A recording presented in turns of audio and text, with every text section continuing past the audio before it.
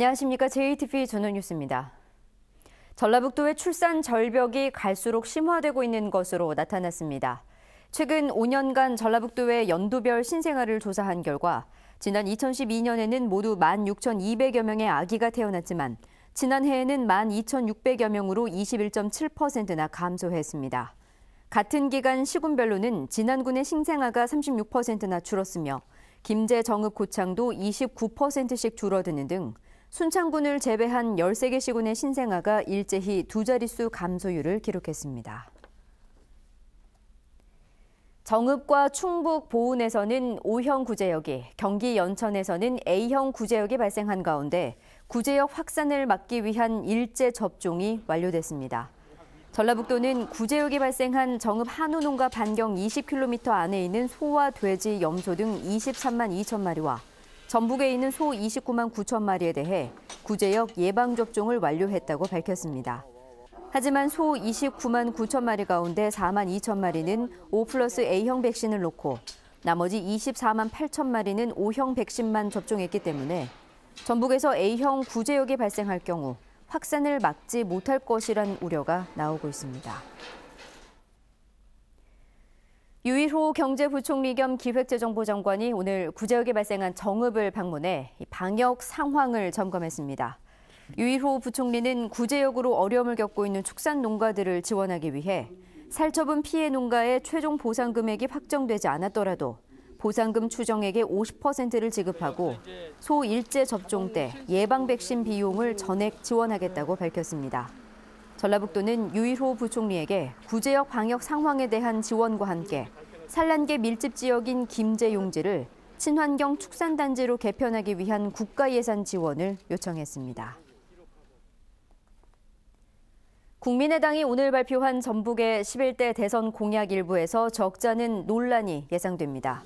국민의당은 전주 종합경기장을 국가사업으로 추진하고 새만금과 금융도시 조성 등에 온 힘을 쏟기로 했습니다. 그러나 새만금의 카지노 신설을 검토해 카지노를 반대하는 시민단체의 반발이 예상됩니다. 또 전북목 찾기를 소지역주의로 비판하고 전주 종합경기장 개발을 밀레니엄파크 조성으로 바꾸는 과정에서 전라북도와 사전 협의를 거치지 않아 전라북도가 불편한 감정을 드러냈습니다. 전북교육청이 비리를 저지른 사학법인에 대한 실질적인 제재 방안으로 학급수 감축을 추진하기로 했습니다.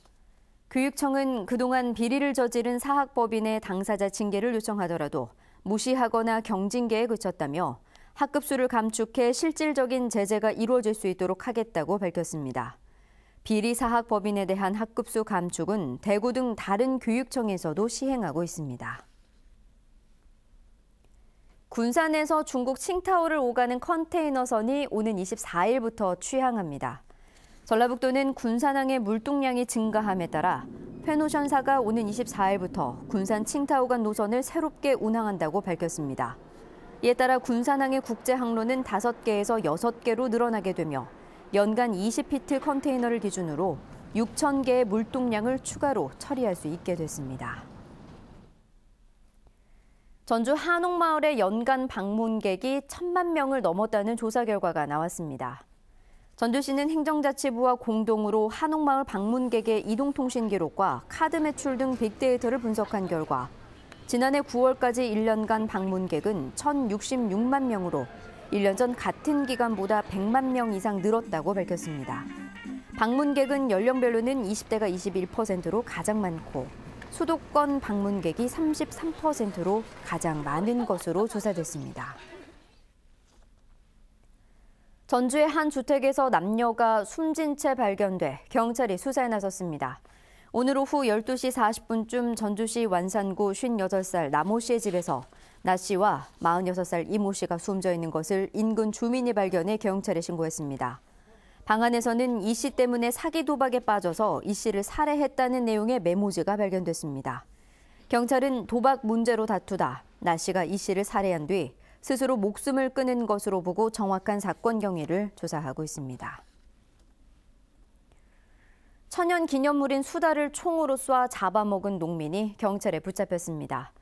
장수경찰서는 야생동물보호법 위반 혐의로 농민 48살 오모 씨를 불구속 입건했습니다. 오 씨는 지난 8일 남원시 인월면 한 하천에서 공기총을 쏴 수달 한 마리를 잡은 뒤 자신의 창고에서 구워 먹은 혐의입니다. 전주지법 형사 2단독은 새로 이사 온 이웃 주민을 폭행한 혐의로 기소된 57살 김모 씨에게 징역 6개월을 선고했습니다. 김 씨는 지난해 2월 농촌마을로 이사 온 66살 이모 씨와 술을 마시다 이 씨가 마을에 찬조금을 내라는 자신의 요구를 거절하자 마구 폭행해 전치 8주의 중상을 입힌 혐의로 기소됐습니다.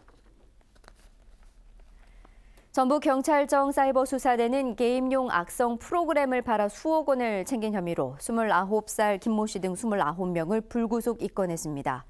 이들은 지난 2014년부터 최근까지 가상 슈팅 게임에서 상대방이 가진 아이템을 파악해 쉽게 이길 수 있도록 도와주는 악성 프로그램을 9,500여 차례에 걸쳐 판매해 6억 7천만 원을 챙긴 혐의입니다.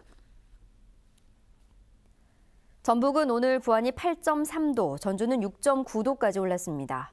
일부 지역에는 밤까지 약한 비가 내리는 곳이 있겠습니다. 내일은 대체로 맑겠습니다. 아침 최저 기온은 영하 7도에서 영하 2도, 낮 최고 기온은 4도에서 8도가 예상됩니다.